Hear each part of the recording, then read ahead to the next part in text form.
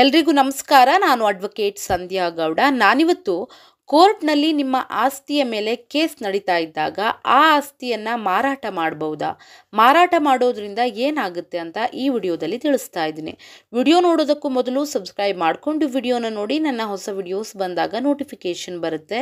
ಈ ವಿಷಯದ ಕುರಿತಾಗಿ ಇನ್ನೂ ಹೆಚ್ಚಿನ ಮಾಹಿತಿಗಾಗಿ ಅಂದರೆ ಫರ್ದರ್ ಕ್ಲಾರಿಫಿಕೇಷನ್ ಇದ್ದಲ್ಲಿ ಕಾಲ್ ಮಾಡ್ಬೋದು. ಬಟ್ ಕನ್ಸಲ್ಟೇಷನ್ ಫೀಸ್ ಇರುತ್ತೆ ಅಂತ ಹೇಳ್ತಾ ವಿಷಯನ ಸ್ಟಾರ್ಟ್ ಮಾಡ್ತಾ ಇದ್ದೀನಿ. ಆಸ್ತಿಯನ್ನು ಹೊಂದಿರುವಂತಹ ಪ್ರತಿಯೊಬ್ಬರಿಗೂ ಒಂದಲ್ಲ ಒಂದು ರೀತಿಯಲ್ಲಿ ಕಾನೂನು ಸಮಸ್ಯೆ ಬರ್ತಾ ಇರುತ್ತೆ. ಅದನ್ನು ಬಗೆಹರಿಸ್ಕೊಳ್ಳಿಕ್ಕೆ ನ್ಯಾಯಾಲಯದ ಮೆಟ್ಟಿಲಿರ್ತಾರೆ.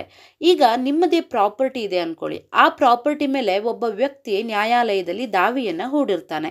ಈಗ ಇಂಜಂಕ್ಷನ್ ಸೂಟ್ ಹಾಕಿರ್ಬೋದು, ಪಾರ್ಟಿಷನ್ ಸೂಟ್, ಡಿಕ್ಲರೇಷನ್ ಸೂಟ್ ಅಥವಾ ಸ್ಪೆಸಿಫಿಕ್ ಪರ್ಫಾರ್ಮೆನ್ಸ್ ಆಫ್ ಕಾಂಟ್ರಾಕ್ಟ್ ಮೇಲೆ ಹಾಕಿರ್ಬೋದು. ಯಾವುದೇ ಕೇಸನ್ನು ಹಾಕಿದ್ರೂ ಕೂಡ ಆ ಆಸ್ತಿಯ ಮೇಲೆ ಕೋರ್ಟ್ನಲ್ಲಿ ಕೇಸ್ ಪೆಂಡಿಂಗ್ನಲ್ಲಿ ಇರುತ್ತೆ. ಅಂದರೆ ಆಸ್ತಿಯನ್ನು ಯಾರಿಗೂ ವರ್ಗಾವಣೆ ಮಾಡಬಾರ್ದು ಅಂತ ಇಂಜಂಕ್ಷನ್ ಆರ್ಡರ್ ಇದ್ದಾಗ ಅಥವಾ ಆಸ್ತಿಯ ಮೇಲೆ ಯಾವುದೇ ಕೇಸು ಪೆಂಡಿಂಗ್ನಲ್ಲಿದ್ದಾಗ ಆ ಆಸ್ತಿಯನ್ನು ಮಾರಾಟ ಮಾಡಲಿಕ್ಕೆ ಬರೋದಿಲ್ಲ. ಕೇಸ್ ಪೆಂಡಿಂಗ್ನಲ್ಲಿದ್ದಾಗ ನೀವು ಬೇರೆಯವರಿಗೆ ಆಸ್ತಿಯನ್ನು ಮಾರಾಟ ಮಾಡಿದರೆ ಅದು ಕಾನೂನಿನ ಪ್ರಕಾರ ವ್ಯಾಲಿಡ್ ಅಂತ ಅನಿಸ್ಕೊಳ್ಳೋದಿಲ್ಲ. ಯಾಕಂದರೆ transfer of property act 1882 section 52 ಇದು ಲೀಸ್ ಪೆಂಡೆನ್ಸ್ ಸಿದ್ಧಾಂತ ಎಂದು ಕರೆಯಲ್ಪಡುತ್ತೆ. ಲಿಸ್ ಅಂದರೆ ಲಿಟಿಗೇಷನ್ ಅಂತ, ಪೆಂಡೆನ್ಸಿ ಅಂದರೆ ಕೇಸು ಪೆಂಡಿಂಗ್ನಲ್ಲಿದೆ ಅಂಥೇಳಿ. ಇದರ ಪ್ರಕಾರ ಕೇಸಿನ ವಿಚಾರಣೆ ನ್ಯಾಯಾಲಯದಲ್ಲಿ ನಡೀತಾ ಇದ್ದಾಗ ಅಥವಾ ಆ ಆಸ್ತಿಯ ಯಾವುದೇ ಹಕ್ಕಿನ ಕುರಿತು ಪ್ರಶ್ನಾರ್ಹವಾಗಿದ್ದಾಗ, ಅಂದರೆ ಹಕ್ಕುದಾರರು ಯಾರು, ಏನಾಗಿದೆ, ಎಲ್ಲವೂ ಕೂಡ ನ್ಯಾಯಾಲಯದಲ್ಲಿ ಪೆಂಡಿಂಗ್ನಲ್ಲಿರುತ್ತೆ. ಅಂದರೆ ವಿಚಾರಣೆ ನಡೀತಾ ಇರುತ್ತೆ. ಅಂತಹ ಸಂದರ್ಭದಲ್ಲಿ ಆಸ್ತಿಯನ್ನು ವರ್ಗಾವಣೆ ಮಾಡೋದು ಅಥವಾ ಆಸ್ತಿಯ ವ್ಯವಹಾರ ಮಾಡೋದು ಈ ಸೆಕ್ಷನ್ 52 ಇದೆಯಲ್ಲ ಅದು ತಡೆಯುತ್ತೆ. ಕೇಸ್ ಪೆಂಡಿಂಗ್ನಲ್ಲಿದ್ದಾಗ ಯಾಕೆ ಮಾರಾಟ ಮಾಡ್ಲಿಕ್ಕೆ ಬರಲ್ಲ ಅಂದರೆ, ಈಗ ವಿಚಾರಣೆ ನಡೀತಾ ಇರುತ್ತೆ. ಆ ವಿಚಾರಣೆ ನಡೀತಿದ್ದಾಗ ಬೇರೆಯವರಿಗೆ ಮಾರಾಟ ಮಾಡಿದರೆ ಅವರನ್ನು ಕೂಡ ಪಾರ್ಟಿಯಾಗಿ ಕೇಸ್ನಲ್ಲಿ ಸೇರಿಸಬೇಕಾಗತ್ತೆ. ಆಗ ಮೊದಲೇ ಕೇಸ್ನಲ್ಲಿ ಭಾಗಿಯಾಗಿರುವಂತಹ ಪಕ್ಷಗಾರರ ಹಕ್ಕುಗಳಿಗೆ ತೊಂದರೆ ಆಗುತ್ತೆ. ಸೊ ಪಕ್ಷಗಾರರ ಹಕ್ಕುಗಳನ್ನು ರಕ್ಷಿಸೋದಕ್ಕೆ ಮಾರಾಟ ಮಾಡೋದು ಕಾನೂನಿನ ವಿರುದ್ಧ ಅಂತ ಕಾಯ್ದೆ ಹೇಳುತ್ತೆ. ಈ ಲಿಸ್ಪೆಂಡೆನ್ಸ್ ಅನ್ನೋದು ಒಂದು ಕೇಸ್ ಸರಿಯಾದ ಜುರಿಸ್ಡಿಕ್ಷನ್ನ ಕೋರ್ಟ್ನಲ್ಲಿ ಪ್ರಾರಂಭವಾದ ದಿನದಿಂದ ಕೇಸ್ ಅಂತಿಮವಾಗಿ ಮುಗಿಯೋವರೆಗೂ ಇರುತ್ತೆ. ಕೇಸ್ ಪೆಂಡಿಂಗ್ನಲ್ಲಿದ್ದಾಗ ಆಸ್ತಿ ಮಾರಾಟ ಮಾಡೋದ್ರಿಂದ ಆ ಮಾರಾಟ ಪ್ರಕ್ರಿಯೆಯನ್ನು ರದ್ದುಗೊಳಿಸೋದಾಗ್ಲಿ ಅಥವಾ ಅನೂರ್ಜಿತ ಅಂತ ಹೇಳೋದಿಲ್ಲ. ಆದರೆ ದಾವೆಯ ಅಂತಿಮ ತೀರ್ಪಿನ ಮೇಲೆ ಆ ಮಾರಾಟ ಪ್ರಕ್ರಿಯೆ ನಿಂತಿರುತ್ತೆ. ಯಾರೇ ಆದರೂ ಕೂಡ ಕೇಸ್ ಇರುವಂತಹ ಪ್ರಾಪರ್ಟಿಯನ್ನು ಖರೀದಿ ಮಾಡುವಂತಹ ರಿಸ್ಕ್ಗೆ ಕೈ ಹಾಕೋದಿಲ್ಲ. ಯಾಕಂದರೆ ದಾವೆಯ ವಿಚಾರಣೆ ನಡೀತಾ ಇರುತ್ತೆ. ತೀರ್ಪು ಏನು ಬರುತ್ತೋ ಅಂತ ಗೊತ್ತಿರಲ್ಲ.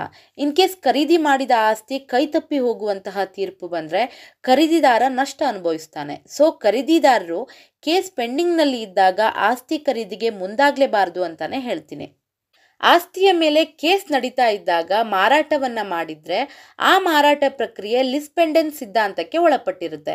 ಅದರ ಮೇಲೆ ಇಂಜಂಕ್ಷನ್ ಆರ್ಡರ್ ಇರಲಿ ಅಥವಾ ಇಲ್ಲದೆ ಇರಲಿ, ಅದು ಲಿಸ್ಪೆಂಡೆನ್ಸ್ ಸಿದ್ಧಾಂತಕ್ಕೆ ಒಳಪಟ್ಟಿರುತ್ತೆ. ಅದನ್ನು ಕೋರ್ಟ್ ಗಮನಕ್ಕೆ ತರಲೇಬೇಕಾಗತ್ತೆ. ತುಂಬ ಜನ ಹೇಳುವಂಥದ್ದು ಅಂದರೆ, ನಮ್ಮ ಮೇಲೆ ಮೊದಲಿಂದಾನೂ ಅವರಿಗೆ ದ್ವೇಷ ಇತ್ತು, ನಮಗೆ ತೊಂದರೆ ಕೊಡೋ ಉದ್ದೇಶಕ್ಕೋಸ್ಕರ ನಮ್ಮ ಪ್ರಾಪರ್ಟಿ ಮೇಲೆ ದಾವೆಯನ್ನು ಹಾಕಿದ್ದಾರೆ, ಅವರಿಗೆ ಆಸ್ತಿ ಮೇಲೆ ಯಾವುದೇ ಹಕ್ಕಿಲ್ಲ, ಅವ್ರು ಕೇಸ್ ಹಾಕಿದ್ದಾರೆ ಅನ್ನೋ ಕಾರಣಕ್ಕೆ ಕೇಸ್ ಮುಗಿಯೋವರೆಗೂ ಕಾಯ್ತಾ ಕೂತಿರ್ಬೇಕಾ, ಅನಾವಶ್ಯಕ ಕೋರ್ಟ್ಗೆ ಅಲ್ದಾಟ ಮಾಡಬೇಕಾ ಅಂತ ಎಲ್ಲ ಕೇಳ್ತಾ ಇರ್ತಾರೆ. ಖಂಡಿತ ಆ ರೀತಿಯ ಒಂದು ದುರುದ್ದೇಶದಿಂದ ಕೇಸ್ ಹಾಕಿದರೆ ನೀವು ಕೋರ್ಟ್ ಗಮನಕ್ಕೆ ತಂದು ಅವರು ಹಕ್ಕುದಾರರು ಅಲ್ಲ ಅಂತ ಪ್ರೂವ್ ಮಾಡಿ ನಿಮ್ಮ ಆಸ್ತಿಯನ್ನು ಉಳಿಸ್ಕೊಂಡು ಆಮೇಲೆ ಮಾರಾಟ ಮಾಡಿ. ಯಾಕಂದರೆ ಆಸ್ತಿಯಲ್ಲಿ ಯಾವುದೇ ರೀತಿಯ ಹಕ್ಕು ಇಲ್ಲ ಅಥವಾ ಆಸ್ತಿಗೆ ಸಂಬಂಧಿಸಿದ ಡಾಕ್ಯುಮೆಂಟ್ಸ್ ಅವ್ರ ಹತ್ರ ಇಲ್ಲ ಅಂತಂದರೆ ಕೇಸನ್ನು ಹಾಕಲಿಕ್ಕೆ ಬರೋದಿಲ್ಲ. ಫೇಕ್ ಡಾಕ್ಯುಮೆಂಟ್ಸನ್ನು ಇಟ್ಕೊಂಡು ದಾವೆಯನ್ನು ಹೂಡಿದರೆ ಅದನ್ನು ಪ್ರೂವ್ ಮಾಡಿ ನಿಮ್ಮ ಆಸ್ತಿಯನ್ನು ಉಳಿಸ್ಕೊಳ್ಳಿ. ಆದರೆ ಕೋರ್ಟ್ ತೀರ್ಮಾನ ಬರೋದಕ್ಕಿಂತ ಮೊದಲೇ ಮಾರಾಟವನ್ನು ಮಾಡಿದರೆ ಕೇಸ್ ಇನ್ನೂ ಕೂಡ ಮುಂದುವರಿತಾ ಹೋಗುತ್ತೆ. ಬೇಗ ಮುಗಿಯೋ ಕೇಸ್ ಕೂಡ ಹೆಚ್ಚಿನ ಸಮಯ ತಗೊಳುತ್ತೆ.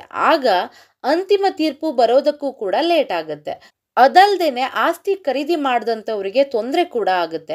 ಹಣ, ಸಮಯ ಎಲ್ಲನೂ ಕೂಡ ವ್ಯರ್ಥ ಅಂತಲೇ ಹೇಳ್ಬೋದು. ಅದಕ್ಕಿಂತ ಕೋರ್ಟ್ನಲ್ಲಿ ಇತ್ಯರ್ಥ ಆದಮೇಲೆ ಮಾರಾಟ ಮಾಡಿದರೆ ಖರೀದಿದಾರ ಮತ್ತು ಮಾರಾಟಗಾರ ಇಬ್ಬರಿಗೂ ಕೂಡ ಒಳ್ಳೆಯದು.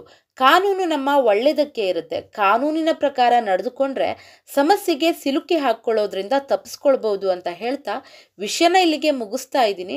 ವಿಷಯ ನಿಮಗೆಲ್ಲ ಅರ್ಥ ಆಗಿದೆ ಅನ್ಕೋತೀನಿ. ವಿಡಿಯೋ ಇಷ್ಟ ಆಗಿದ್ರೆ ಲೈಕ್ ಮಾಡಿ, ಶೇರ್ ಮಾಡಿ ಮತ್ತು ಸಬ್ಸ್ಕ್ರೈಬ್ ಮಾಡೋದನ್ನು ಖಂಡಿತ ಮರಿಬೇಡಿ. Thank you so much.